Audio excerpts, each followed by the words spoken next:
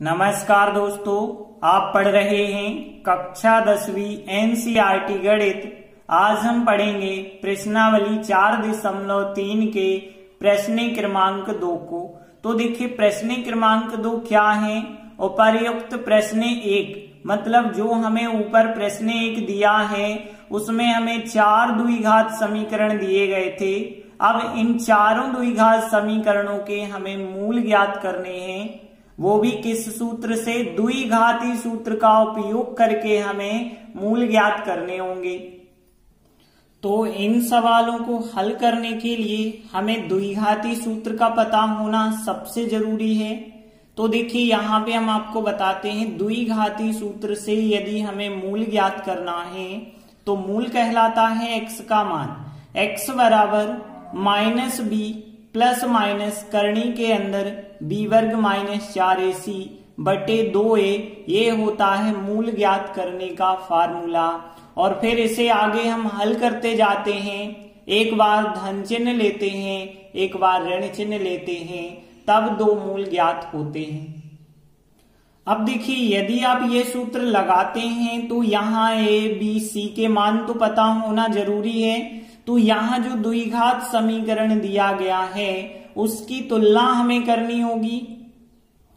तो सबसे पहले हम दिए गए समीकरण की तुलना ax वर्ग प्लस bx प्लस c बराबर 0 से करेंगे, तब हमें a का मान मिलेगा, b का मान मिलेगा और c का मान। और जब a b c आ जाएंगे तब हम द्विघाती सूत्र का जो मूल ज्ञात करने का फार्मूला होता है वो लगाएंगे। तो देखिए पहला क्वेश्चन लेते हैं। तो देखिए पहले सवाल का यहाँ द्विघात समीकरण जो है सबसे पहले हमने उसको लिखा। अब हम इस द्विघात समीकरण की तुलना ax वर्ग प्लस bx प्लस c बराबर 0 से करेंगे। तो यहाँ a का मान हमें कितना मिल जाएगा, 2 मिल जाएगा। और b का मान देखें तो माइनस का 7 मिलेगा, c का मान देखें तो कितना मिल जाएगा, प्लस का 3। अब a b c के मान यदि हमें मिल चुके हैं तो अब हम द्विघात सूत्र लगाएंगे। तो हमने लिखा आता है द्विघाती सूत्र से। अब द्विघाती सूत्र क्या होता है, x बराबर माइनस बी प्लस माइनस करनी के अंदर बी वर्ग माइनस 4ac बटे 2a। अब देखिए इसे जब हल करेंगे तो x बराबर यहाँ माइनस लिखा और फिर b का मान है -7 तो -7 लिखा। देखिए एक माइनस यहाँ है और b का मान -7 है। फिर प्लस माइनस लिखा, फिर करनी लगाई और करनी में b का वर्ग मतलब -7 का वर्ग करेंगे।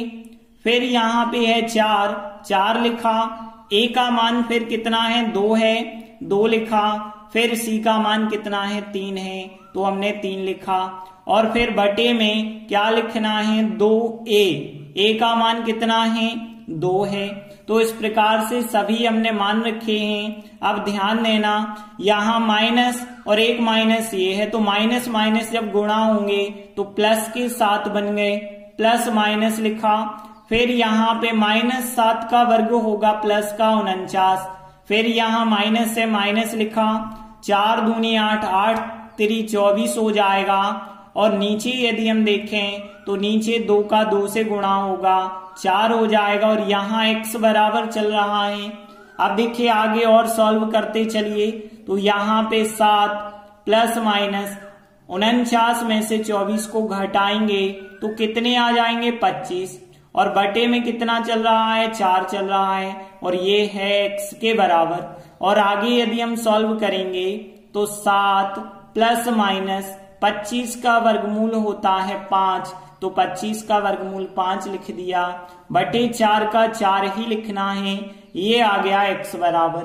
अब देखिए यहाँ पे प्लस माइनस 2 चिन्ह लगे हैं, एक बार आपको प्लस लेना है, एक बार माइनस लेना है। तो देखिए हमने लिखा प्लस चिन्ह लेने पर तो x बराबर 7 प्लस 5। अब देखिए प्लस माइनस जो लगे हैं प्लस बस हमने लिया है और वैसे ही संख्या 7 और 5 हो गए 12, 12 बटे 4 और 4 का भाग 12 में देते हैं तो 3 बार जाएगा, मतलब x का मान हमें कितना मिल गया, 3 मिल गया। अब हम ऋण चिन्ह लेंगे तो ऋण चिन्ह लेने पर क्या आएगा, x बराबर, अब यहां माइनस का चिन्ह लेना है तो 7 माइनस 5/4, 7 में से 5 घटाए 2, 2/4। अब देखिए 2 एकम 2, 2 दूनी 4, 2 से काट देंगे तो x का मान कितना आ गया, 1/2। तो यहां x का मान 1 आया 3 और एक x का मान आया 1/2। यही कहलाते हैं समीकरण के मूल। हम अंत में लिख देते हैं, अतः दिए गए द्विघात समीकरण के मूल 3 और 1/2 हैं। इस प्रकार से पहला सवाल कंप्लीट हुआ। इसके बाद दूसरा सवाल लेते हैं। तो देखिए यहां द्विघात समीकरण जो दिया है हमने वो लिखा। अब हम क्या करते हैं, इस द्विघात समीकरण की तुलना करते हैं ax वर्ग प्लस bx प्लस c बराबर 0 से। तो a का मान कितना आएगा, 2, और b का मान यहाँ पे कुछ नहीं है, 1 माना जाएगा, वो भी प्लस का, तो b का मान +1 होगा। c का मान -4 हो जाएगा। तो a b c के मान आ गए। अब हमें द्विघाती सूत्र का प्रयोग करना होगा। तो द्विघाती सूत्र क्या होता है, मूल यदि हम ज्ञात करते हैं तो x बराबर -b प्लस माइनस करनी के अंदर b वर्ग -4ac/2a होता है। अब हम इसमें a b c के मान रखेंगे। तो देखिए माइनस चिन्ह सबसे पहले हमने लिखा और b का मान कितना है, 1 है तो 1 लिखा। फिर इसके बाद प्लस माइनस और फिर करनी के अंदर b वर्ग मतलब 1 का वर्ग कर देंगे और फिर यहाँ पे 4 लिखना है, माइनस का 4, और a का मान 2 है तो 2 लिखा हमने, और फिर c का मान -4 है तो -4 लिखा, और फिर बटे में क्या लिखना है, 2a तो 2 लिखा, और a का मान कितना है, 2 है तो 2 रख दिया। अब देखिए आगे यदि हम सॉल्व करते जाएंगे तो क्या मिलेगा, यहां बराबर लगाना, -1 प्लस माइनस का प्लस माइनस। अब यहाँ पे करनी के अंदर 1 का वर्ग किया 1, माइनस और माइनस हो जाएगा प्लस, 4 दूनी 8, 8 का गुणा 4 से करेंगे तो 8 चौके 32 हो जाएगा। और नीचे यदि हम देखें तो 2 × 2 कितना हो जाएगा, 4। ये आया x का मान। और आगे यदि हम सॉल्व करेंगे तो देखिए यहाँ पे -1 प्लस माइनस, अब यहाँ पे 32 और 1 जोड़ेंगे तो 33 होगा करनी के अंदर, और बटे 4 का 4, ये आया x का मान। अब देखिए 33 करनी के अंदर आया, 33 का तो वर्गमूल होता नहीं है, तो अब हम आगे वर्गमूल नहीं निकाल सकते। एक बार अब हम धन चिन्ह लेंगे, एक बार ऋण ले लेंगे। तो धन चिन्ह लेने पर x बराबर, देखिए यहां जो प्लस माइनस है इनमें से हम धन ले रहे हैं, तो यहां -1 का तो -1 रहेगा प्लस करनी 33/4, 1 तो उत्तर यही हो जाएगा, क्योंकि अब आगे हम जोड़ना घटाना नहीं कर सकते क्योंकि करनी में 33 है। अब हम ऋण चिन्ह लेंगे तो x बराबर, यहां -1 लिखा। अब देखिए प्लस माइनस जो 2 चिन्ह हैं उनमें से माइनस लिया है, करनी 33/4, ऐसे भी आगे सॉल्व नहीं कर सकते। तो एक x का मान ये हो गया, एक x का मान ये हो गया। यही कहलाते हैं समीकरण के मूल। और हम अंत में लिख देंगे, अतः दिए गए द्विघात समीकरण के मूल यह और यह हैं। इस प्रकार से सेकंड सवाल भी कंप्लीट हुआ। इसके बाद अगला तीसरा सवाल है। तो यहाँ पे देखिए सबसे पहले हमें जो द्विघात समीकरण दिया जाता है आप उसे लिखेंगे। तो यहाँ 4x वर्ग प्लस 4 करनी 3x प्लस 3 बराबर 0 दिया गया है। अब हम इसकी तुलना कर लेते हैं ax वर्ग प्लस bx प्लस c बराबर 0 से। a का मान 4 मिल जाएगा, b का मान 4 करनी 3 मिलेगा और c का मान 3 मिल जाएगा। तो a b c के मान आ गए। अब हम द्विघाती सूत्र लगाते हैं। तो द्विघाती सूत्र क्या होता है, मूल ज्ञात करने का। मूल मतलब x का मान ज्ञात करने का, -b प्लस माइनस करनी के अंदर b वर्ग -4ac/2a। अब हम इसमें abc के मान रखेंगे। तो देखिए यहाँ माइनस है, माइनस लिखा हमने और b की जगह b का मान 4 करनी 3 लिखा। फिर इसके बाद प्लस माइनस है और फिर करनी के अंदर b वर्ग मतलब यहाँ 4 करनी 3 का हमें वर्ग करना पड़ेगा। और फिर माइनस लिखा, फिर 4 लिखा, ए का मान कितना है 4 है, 4 लिखा, और सी का मान कितना है 3 है, तो हमने 3 लिखा। फिर बटे में क्या लिखना है 2a, तो 2 लिखा, और a का मान कितना है 4 है, तो 4 लिखा। अब देखिए आगे माइनस का 4 करनी 3 तो आप वैसे ही लिखते चलें, प्लस माइनस अब यहाँ 4 करनी 3 का वर्ग करेंगे। रफ में देखिए 4 करनी 3 का वर्ग मतलब 4 करनी 3 का गुणा 4 करनी 3 से करना, 4 4 का गुणा तो 16 होगा, करनी 3 और करनी 3 का गुणा 3 बाहर करनी से निकल आएंगे, 16 गुणित 3 16 3 48 हो जाएगा। तो यहाँ पे 48 आया इसका वर्ग, फिर माइनस चिन्ह, 4 4 का गुणा 16, 16 गुणित 3 यहाँ भी तो 48 आ गया। नीचे यदि देखें तो 4 गुणित 2 किया 8 आ गया, ये रहा x का मान। और आगे यदि हम सॉल्व करेंगे तो यहाँ पे -4 करनी 3 लिखा। अब देखिए यहाँ पे देखें तो प्लस माइनस, यहाँ पे करनी के अंदर कितना बच रहा है 0 बच रहा है, तो करनी के अंदर हमने 0 लिखा और बटे 8, क्योंकि 48 में से 48 घटाए 0 और लेकिन 8 तो बटे में है तो वो तो आपको लिखते चलना है।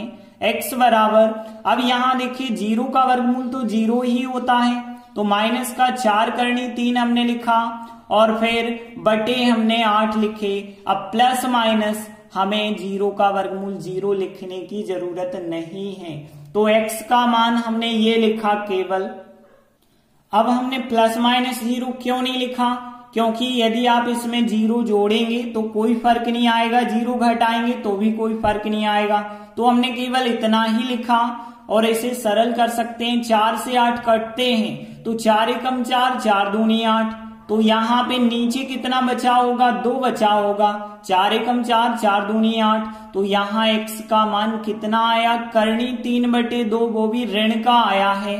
अब देखिए यहाँ धन ऋण चिन्ह तो है ही नहीं कि एक बार धन लें एक बार ऋण लें, तो यहाँ पे दोनों बार आंसर यही माना जाएगा, क्योंकि द्विघात समीकरण के 2 आंसर होते हैं, लेकिन यहाँ केवल एक ही आंसर है, तो हम कह सकते हैं यही मान 2 बार होगा। और हम अंत में लिख देते हैं, अतः दिए गए द्विघात समीकरण के मूल, इसी को आप 2 बार लिख देंगे। इस प्रकार से तीसरा सवाल भी कंप्लीट हुआ। इसके बाद अगला चौथा सवाल है, तो देखिए सबसे पहले हम लिखते हैं यहाँ पे जो द्विघात समीकरण दिया जाता है उसे लिखते हैं। अब हम इस द्विघात समीकरण की तुलना किससे कर देते हैं, ax वर्ग प्लस bx प्लस c बराबर 0 से, तो यहाँ पे a का मान 2 मिल जाएगा, b का मान क्या मिलेगा, यहाँ तो कुछ नहीं है मतलब 1 मिलेगा, वो भी प्लस का 1, तो b का मान +1, c का मान कितना मिल जाएगा 4, तो a b c के मान तो हमें मिल गए। अब हम द्विघाती सूत्र का प्रयोग करते हैं, तो द्विघाती सूत्र से मूल x बराबर क्या होता है, जो फार्मूला होता है वो हमने लिखा। अब इसमें हम a b c के मान जो हैं वो रखेंगे, तो x बराबर सबसे पहले माइनस है, माइनस लिखा, b का मान कितना है 1 है, 1 लिखा, प्लस माइनस, फिर यहाँ करनी के अंदर b का वर्ग मतलब 1 का वर्ग हमें करना है, फिर माइनस 4 लिखा हमने, और फिर a का मान कितना है 2 है, 2 लिखा, और फिर c का मान कितना है 4 है, 4 लिखा, और फिर बटे में कितना चल रहा है 2a, तो 2 लिखा, एक ही जगह a का मान कितना है 2 है, तो 2 रखा। आगे देखिए आप सॉल्व करेंगे तो यहाँ -1 तो वैसे ही रहेगा, प्लस माइनस, अब यहाँ पे 1 का वर्ग 1 होगा, यहाँ माइनस है, 4 दूनी 8, 8 का 4 से गुणा करेंगे 32 हो जाएगा, और नीचे यदि हम देखें 2 का 2 से गुणा किया कितना आया 4 आया, और फिर देखिए यहाँ ये होता जाएगा x का मान। अब -1 लिखा प्लस माइनस, अब यहाँ 1 -32 करेंगे तो यहाँ करनी के अंदर -31 बचे होंगे, और बटे यहाँ पे कितना चल रहा है 4, तो ये आया x का मान। अब ध्यान देना करनी के अंदर ऋणात्मक संख्या नहीं होनी चाहिए, यदि ऋणात्मक संख्या हो गई तो वो वास्तविक संख्या नहीं कहलाती है। तो यहाँ पे करनी 31 जो है माइनस का, वो वास्तविक संख्या नहीं है। इस वजह से जो दिया गया द्विघात समीकरण है उसके कोई भी मूल ऐसे ज्ञात नहीं हम कर पाएंगे जो वास्तविक हों। तो देखिए हमने लिखा चूंकि करनी -31 एक वास्तविक संख्या नहीं है और करनी के अंदर यदि ऋणात्मक संख्या आ जाए तो वो वास्तविक नहीं होती, वो काल्पनिक संख्या कहलाती है। और यदि काल्पनिक आ गई तो फिर समीकरण के मूल ज्ञात नहीं हो सकते हैं, कोई मूल वास्तविक नहीं होंगे। तो यहां हमने लिखा आता है दिए गए द्विघात समीकरण के कोई भी वास्तविक मूल नहीं होंगे, क्योंकि यहां काल्पनिक संख्या आ गई तो काल्पनिक ही मूल होंगे। तो इस प्रकार से चौथा सवाल भी कंप्लीट हुआ। धन्यवाद।